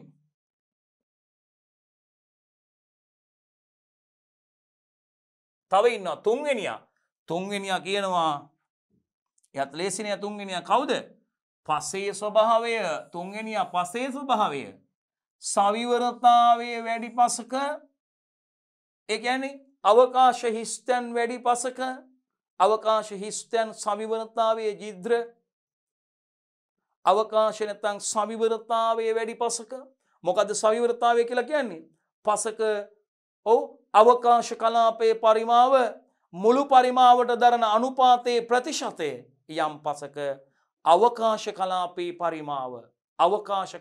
පරිමාව ඒ පසේ මුළු පරිමාවට දරන අනුපාතයේ ප්‍රතිශතය තමයි දරුවනේ සවිවරතාවය කියලා කිව්වේ. මතක තියාගන්න. එහෙනම් සවිවරතාවය පසක වැඩි නම් සවිවරතාවයේ වැඩි පසක වැස්සීම වැඩි හින්දා සවිවරතාවයේ වැඩි පසක වැස්සීම වැඩිපුර ජලයේ වැස්සීම සිද්ධ වෙනවා.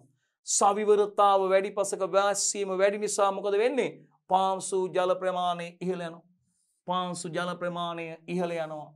රයිට්. එතකොට පාංශු ව්‍යුහයේ අනුව පසේ සවිවරතාවයේ තීරණය වන බැවින් බොරළු වැලි මැටි ආදී පසක් වැස්සීම පහසු කරනවා. බලන්නකෝ බොරළු වැලි මැටි ආදී පසක් වැස්සීම පහසු කරනවා දරුවනි. එනම් තුන්වෙනි කරුණ පසේ ස්වභාවය. භූගත ජලය පුනරාරෝපණය කෙරෙහි බලපාන සාධක විදිහට සවිවරතාවයේ වැඩි පසක අවකාශ ප්‍රමාණයේ වැඩි පසක අවකාශ කලාපයේ පරිමාව වැඩි පසක අපි දන්නවා වැස්සීම වැඩි. ඒක නිසා පාංශු ජල ප්‍රමාණය ඉහළ යනවා. පසේ පසට එකතු වන ජල ප්‍රමාණය වැඩි වෙනවා. වැස්සීම වැඩිපුර වැස්සීමෙන් භූගත ජලයට ජල එකතු වෙනවනේ දරුවනේ. වැස්සීම සහ ගැඹුරු වැස්සීම මගින් ඒ ජලය මව් පාෂාණය දක්වාම ගමන් කරනවා. අපාරගම්ම පාෂාණු ස්තරයක් හම්බෙනකම්ම ගමන් කරනවා. එහෙනම් ඒ කළුගල් ස්තරයේ මත ඊට ඉහළින් මේ ජලයේ භූගත ජලයේ විදියට තැම්පත් වෙනවා. එහෙනම් දරුවනේ දුවේ පුතේ සවිවරතාවයේ වැඩි පසක වැස්සීම වැඩි හින්දා සවිවරතාවයේ වැඩි පසක වැස්සීම වැඩි නිසා දරුවනේ පාංශු ජල ප්‍රමාණය ඉහළ යනවා. ඒ වගේම පාංශු ව්‍යුහය අනුව අපි දන්නවා පාංශු ව්‍යුහ විවිධාකාර ව්‍යුහ තියෙනවා දරුවනේ. කණිකාමය ව්‍යුහ, තනි අංශු ආකාර ව්‍යුහ, කෝණාකාර ව්‍යුහ, කුට්ටියාකාර ව්‍යුහ කියලා කියනවා නේද? ප්‍රිස්මාකාර ව්‍යුහ, ස්තම්භික ව්‍යුහ, තැටියාකාර ව්‍යුහ, විවිධ පාංශු ව්‍යුහ තියෙනවා. මෙන්න මේ පාංශු ව්‍යුහය අනුවත් දරුවනේ පසේ සවිවරතාවය තීරණය කරන්න පුළුවන්. ඒ පස තුලින් ජලය වැස්සෙන විදිය තීරණය කරන්න පුළුවන්. රැපිඩ් වේගයත්ව සිදුවනවාද, ස්ලෝ මොඩරේට්ද මධ්‍යස්ථයිද, බොහොම ස්ලෝ අඩුවෙන්ද වැස්සීම සිද්ධ වෙන්නේ කියන එක අපිට ඒ අනුව තීරණය කරන්න පුළුවන් පාංශු වයනය අනුව. එහෙනම් දරුවනේ ඕගොල්ලෝ පසේ ස්වභාවය කියලා විතරක් විභාගෙට ලියලා આવොත් ලකුණු අඩු වෙනවා. මම නියමටම කරලා ආවා කිව්වොත් නැවත ඒක හරියන්නේ නැහැ. ඒකට යන්න බැරි වෙනවා. එහෙනම් විශේෂයෙන්ම ඔයා පසේ ස්වභාවය කියන කරුණ ලියලා ඒ කරුණ රූල් දෙක තුනක් මෙන්න මේ ආකාරයට විස්තර කරන්න.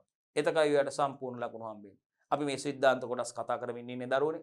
අපි බලාපොරොත්තු වෙන සමාලෝචන ප්‍රශ්න හරහා ඕගොල්ලන්ට මේ ඒකකයේ අවසානයේදී අපි මේ ගැටලු විසඳීමේ කටයුතු ආරම්භ කරනවා. විභාග ගැටලු. රයිට්.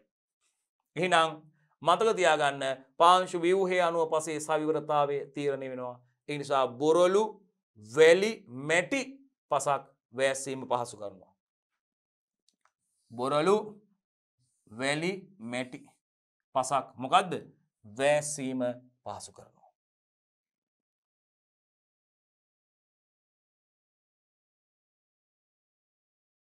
හතර කවුද?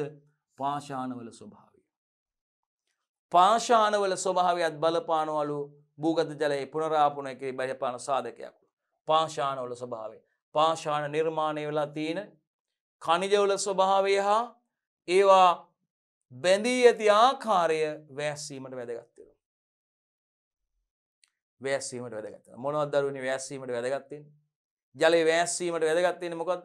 ජලයේ වැස්සීම සහ ගැඹුරු වැස්සීම වගේ ඉන්නේ භූගත ජලයට ජලය එකතු වෙන්නේ. එහෙනම් පාෂාණවල ස්වභාවයත් භූගත ජලයේ පුනරාරෝපණය බලපාන සාධකයක්.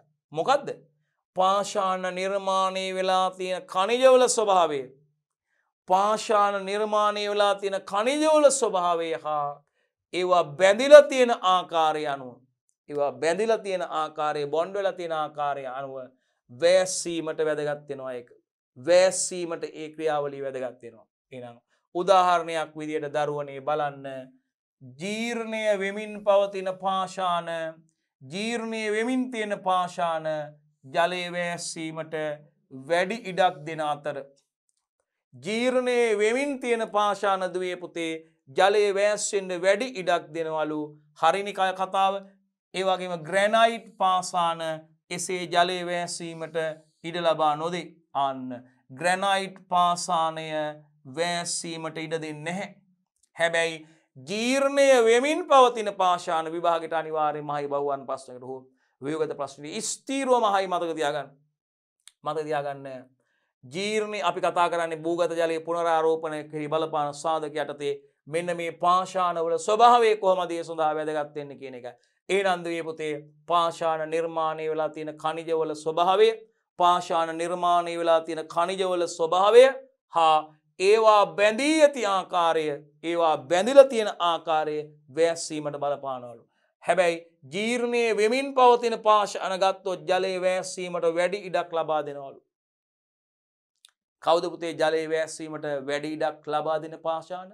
ජීර්ණයේ වෙමින් පවතින පාෂාණ තමයි දුවේ පුතේ ජලයේ වැස්සීම සඳහා වැඩි ඉඩක් ලබා දෙන්නේ. ඒ වගේම දරුවනේ මතක තියාගන්න හරි එහෙනම් ග්‍රැනයිට් පාෂාණ ඒ විදියට ජලයේ වැස්සීමට ඉඩ ලබා දෙන්නේ නැහැ. ග්‍රැනයිට් පාෂාණ ඒ විදියට ජලයේ වැස්සීම සඳහා ජලයේ වැස්සීමට ඉඩ ලබා දෙන්නේ නැහැ. ජීර්ණයේ වෙමින් පවතින පාෂාණ තමයි ජලයේ වැස්සීම සඳහා වැඩි ඉඩක් ලබා දෙන්නේ. රයිට්. එහෙනම් ජීර්ණයේ වෙමින් පවතින පාෂාණ ජලයේ වැස්සීමට වැඩි ඉඩක් ලබා දෙනවා. ඒ වගේම ග්‍රැනයිට් පාසාන ගත්තොත් මේ ග්‍රැනයිට් පාසාන ඒ විදිහට ජලය වැස්සීම සඳහා වැඩි ඉඩක් ලබා දෙන්නේ නැහැ. ග්‍රැනයිට් පාසාන ඒ විදිහට ජලය වැස්සීම සඳහා දරුවනේ දුවේ පුතේ වැඩි ඉඩක් ලබා දෙන්නේ නැහැ.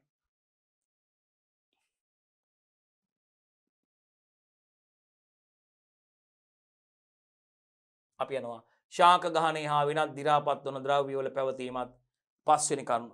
පස්වෙනි කරුණට අපි යනවා. කවුද පස්වෙනි කරුණ? ශාක ගහණය හා වෙනත් දි รา පත් වන ද්‍රව්‍යයේ පැවතීම. කාබනික ද්‍රව්‍ය වගේ. කාබනික ද්‍රව්‍ය වගේ. කාබනික ද්‍රව්‍ය කියන්නේ මොනවද දරුවනේ? දි รา පත් වෙමින් පවතින ශාක හා සත්ව කොටස් සහ ඔවුන්ගේ විවිධ ශ්‍රාවයන්. කාබනික ද්‍රව්‍ය වගේ කට්ටිය පසේ තැබී ඉඳීමත් මේ භූගත ජලයේ පුනරාරෝපණය සඳහා බලපාන සාධකයක්. භූගත ජලයේ පුනරාරෝපණය වෙන්න බලපාන පුනරාරෝපණ ශීඝ්‍රතාවය ඉහළ දාන්න බලපාන සාධකයක් විදිහට දරුවනේ අපිට කාබනික ද්‍රව්‍යයක් හඳුන්වන්න පුළුවන්. දුවලා දන්නවා කාබනික ද්‍රව්‍ය කියන්නේ කවුද? දි รา පත් වෙමින් පවතින ශාක හා සත්ව කොටස් සහ නේද්දුවේ පුතේ දි รา පත් වෙමින් පවතින ශාක හා සත්ව කොටස් සහ ඔවුන්ගේ විවිධ ශ්‍රාවයන්. අපි දන්නවා කාබනික ද්‍රව්‍ය ගත්තාම අලුතෙන්ම පසට එකතු වෙච්ච කාබනික ද්‍රව්‍ය වගේම විවිධ ජීර්ණ අවස්ථාවල තියෙන කාබනික ද්‍රව්‍ය පස තුල අන්තර්ගතයි. එහෙනම් දුවේ පුතේ මේ ශාක ගහණය හා වෙනත් දි รา පත් වන ද්‍රව්‍යයේ පැවතීම වැදගත් වෙනවලු භූගත ජලයේ පුනරාරෝපණය වෙන්න බලපාන සාධකයක්. එහෙනම් ජලයේ රඳවා ගනිමින් පස තුලට වැස්සීමට වැඩි කාලයක් ලබා දෙන අතර බලන්නකෝ මෙන්න මේ ශාක ගහණය හා වෙනත් දි รา පත් වන ද්‍රව්‍යයේ පැවතීම මගින් ශාක ගහණය සහ වෙනත් දි รา පත් වන ද්‍රව්‍යයේ පැවතීම මගින් පුතේ ජලය පස තුල ජලය රඳවා ගනිමින් ජලය රඳවල තබා ගනිමින් පස තුලින් වැස්සීමට ජලයේ පස තුලින් වැස්සීමට වැඩි කාලයක් ලබා දෙනවලු. බලන්නකෝ දැන් අපි කාබනික ද්‍රව්‍ය ගත්තොත් දරුවනේ දි รา පත් වන පත්‍රයක් ඒ වගේම අපි ගත්තොත් දි รา පත් වන අස්ථි කැබලි වගේ දේවල් තියෙනවා දරුවනේ යට කැබලි වගේ දේවල් තියෙනවා. ඉතින් මේ ජලය මේ පත්‍ර මතට පතිත වෙලා බලන්නකෝ බලන්න මේ ජලයේ පත්‍ර මතට බොහෝම හිමින් පතිත වෙලා මේ බලන්න පතිත වෙලා මේ දිගේ රූරා ගිහිල්ලා මේ අස්ථි අර කොටස් මතට වැටිලා බොහෝම අවස්ථාවක් තියෙනවා. බොහෝම හිමින් තමා පස තුලට මේ ජලය පතිත වෙන්නේ. ඒතර වැඩි කාලයක් මේ ජලයේ පස තුල රැඳිලා තියලා මේ ඇතුළු කාන්දු වීමට පස තුලට ඇතුළු කාන්දු වීම සඳහා අවස්ථාව ලැබෙනවා මේකේ. හරි නේද? එකපාරටම දැන් අපි බලන්නකො මේ ශාක මතට ඒ වගේම නේද? ශාක මතට ඒ වගේම පඳුරු මතට මේ වැටෙන ජලය බලන්නකො මේ වගේ අතුපතර පත්‍රවල අතුපතර ඉඳන් මේවායේ කඳ දිගේ රූරාගෙන ඇවිල්ලා බොහෝම හිමින් ස්ලෝ ඩවුන් තමයි පොළවට පතිත වෙන්නේ. පස මතට පතිත වෙන්නේ. එතකොට වැඩි කාලයක් මේ ජලයේ පස මත මේ කාබනික ද්‍රව්‍ය මත මේ ශාක ගහණේ මේ කොටස් මත රැඳිලා තිබිලා හිමින් තමයි බොහෝම ස්ලෝ ඩවුන් තමයි පස මත පතිත වෙන්නේ. එතකොට මේක මත පිට අපදාවී වෙන්නේ මේ ජලයේ පස තුලට ඊටාම හොඳින් ඇතුළු කාන්දුව සිද්ධ වෙලා වැස්සීම සහ ගැඹුරු වැස්සීම මගින් ඒ ජලය කොහාටද මේ මව් පාෂාණයේ මත මේ භූගත ජලයට එකතු වීම සිද්ධ වෙනවා. මං හිතන්නේ තාමත්ම පැහැදිලි දුව පුතාලට. හරි. එහෙනම් මොකක්ද වෙන්නේ පුතේ? ශාක ගහණය හා වෙනත් දි รา පත් ද්‍රව්‍ය පැවතීම මගින් අපිට රඳව ගනිමින් විශේෂයෙන්ම පස තුල ජලය රඳව ගනිමින් පස තුලට ජලයේ වැස්සීමට වැඩි කාලයක් ලබා දෙනවා ඒගොල්ලෝ. ඒ නිසා ශාක මුල් නිසා බලන්නකෝ ලබා දෙනවා. ඒ වගේම ශාක මුල් නිසා අපද්‍රව්‍ය අඩු වී පස ජලයෙන් සම්තෘප්ත වීම පහසුවෙන් සිදු කරනවා. රයිට්. හරි. පහසුවෙන් සිදු කරනවා ඒ ක්‍රියාවලිය. හරි.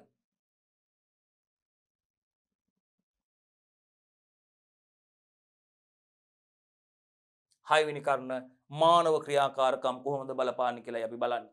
අපි බලන්නේ මානව ක්‍රියාකාරකම් කොහොමද බලපාන්නේ දුවේ පුතේ මේ භූගත ජලයේ පුනරාරෝපණය වෙන්න සාධකයක් විදියට. රයිට්. භූගත ජලයේ පුනරාරෝපණය වෙන්න වැදගත් සාධකයක් විදියට තවත් 6 වෙනි කරුණ විදියට අපි බලනවා මානව ක්‍රියාකාරකම් කොහොමද මේ සඳහා බලපාන්නේ. බලන්නකො මිනිසා විසින් සිදු කරන සංවර්ධන ක්‍රියාවලිය මගින් මිනිසා මගින් සිදු කරන සංවර්ධන ක්‍රියාවලිය මගින් ගොඩනැගිලි ඉදිකිරීම සිදු කරනවා දරුවනි. ඉතින් මහා මාර්ග අධිවේගී මාර්ග ඉදි කරනවා. ඉතින් විශේෂයෙන්ම මේ පාරවල් කාපට් කරනවා, කොන්ක්‍රීට් අතුරනවා, කොන්ක්‍රීට් කරනවා, ගල් අල්ලනවා. ඉතින් මේ විවිධ සංවර්ධන කටයුතු මිනිසා විසින් සිදු කරන විවිධ සංවර්ධන ක්‍රියාවලි මගින් දරුවනේ මේ පස නිරාවරණය වීම වැඩි කරනවා. විශේෂයෙන්ම වනාන්තර එලිපෙහෙලි කරනවා. ඒ වගේම මේ ශාක ගස් කැපීම නේද දරුවනේ පස මෙන්න මේ හේතු නිසා විශේෂයෙන්ම මේ පස නිරාවරණය වෙනවා දරුවනේ. පස තුල තියෙන ආවරණයේ වැස්ම ශාක වැස්ම ඉවත් වෙනවා. වනාන්තර එලිපෙහෙලි වෙනවා. ගස් කපනවා.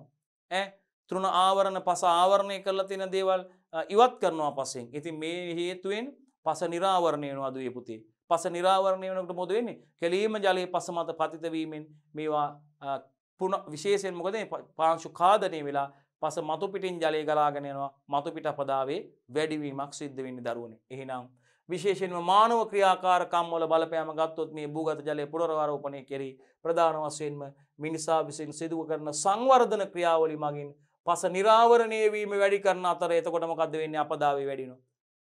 ශාක වැස්ම අයින් කරනකොට කෙලීම ශාක මතට ජලයේ පතිත වෙලා අර කඳ දිගේ නේද රූරල ඇවිල්ලා අතුපතර ඉඳන් ඇවිල්ලා බොහෝම හිමින් ජලය තමයි පතිත වෙන්නේ. ජලයේ වැඩි කාලයක් රැඳිලා තියෙනවා. නමුත් පස භෝග ආවරණයේ මේ ශාක වැස්ම ඉවත් වීමෙන් දරුවනේ තනකොළ තෘණ වැස්ම වගේ දේවල් ඉවත් වීම නිසා මේ සංවර්ධන කටයුතු විවිධ මානව ක්‍රියාකාරකම් නිසා කෙලීම ජලයේ පස මත පතිත වීමෙන් ඒ ජලය අපදාවේ වෙනවා. පස මතු පිටින් ගලාගෙන යනවා. මතු පිට අපදාවේ වැඩි වෙලා ජලයේ කාන්දු වීම බලන්න මතු අපදාවේ වැඩි වෙනවා. බලන්න මෙතන මේ කතාව මිනිසා විසින් සිදු කරන සංවර්ධන ක්‍රියාවලිය මගින් පස නිරාවරණය වීම වැඩි කරන අතර එවිට අපදාවේ වැඩි වී ජලයේ කාන්දු වීම අඩු කරනවා. කාන්දු වීම වැඩි වෙන්නේ නැහැ. මෙතන වෙනස් වෙන්න ඕනේ. වෙලා ජලයේ කාන්දු වීම අඩු වෙනවා. අඩු වෙනවා. ජලයේ කාන්දු වීම අඩු වෙනවා. රයිට්? එහෙනම් මොකද වෙන්නේ? අපදාවේ වැඩි වෙනකොට ජලයේ කාන්දු වීම අඩු වෙනවා. පස තුල ජලයේ කාන්දු වෙන එක අඩු වෙනවනේ පුතේ අපදාවේ වැඩි වෙද්දී. ජලයේ පස මතු පිටින් වේගයෙන් ගලාගෙන යනකොට පස තුලට ඇතුළු කාන්දු වීම අඩු වෙනවනේ. ඉන්ෆිල්ට්‍රේෂන් වෙන එක අඩු වෙනවනේ. එහෙනම් විශේෂයෙන් මේ විට අපදාවේ වැඩි වී ජලයේ කාන්දු වීම අඩු වෙනවා. ඒ වගේම නඩත්තු කටයුතු පහසු කිරීම පිණිස නිරාවරණීය වූ ප්‍රදේශ නඩත්තු කටයුතු පහසු කරන්න නිරාවරණීය වෙලා තියෙන ප්‍රදේශ කොන්ක්‍රීට් දැමීම දැකලාද භූමිය අර කොන්ක්‍රීට් දාලා තියෙනවා. කොන්ක්‍රීට් දැමීම ගල් ඇල්ලීම වැනි ක්‍රියාකාරකම් සිදු කරනකොටත් දුවේ පුතේ මේ කාන්දු වීමේ ප්‍රමාණය අඩු වෙනවා. ඇයි? පස මතු පිට ආවරණයක් තියෙනකොට කොන්ක්‍රීට් දාලා තියෙනකොට ගල් අල්ලලා තියෙනකොට එහෙම අර සිමෙන්ති දාලා කොන්ක්‍රීට් අතුරලා තියෙනකොට පාරවල් වල එහෙම අර එතකොට මොකද වෙන්නේ? පස මතට නෙවෙයිනේ ජලය වැටෙන්නේ. අර කොන්ක්‍රීට් ආවරණ මතටනේ වැටෙන්නේ. ඒවට වැටිලා ඒ ජලය අපදාවේ වෙලා ඉවත් වෙලා යනවනේ දරුවනේ. එතකොට මොකද වෙන්නේ? එතකොටත් ජලයේ පස තුලට කාන්දු වෙන්න කෝ ජලය. ජලයේ පස තුලට කාන්දු වීමේ ප්‍රමාණය එතකොටත් අඩු වෙනවා දරුවනේ.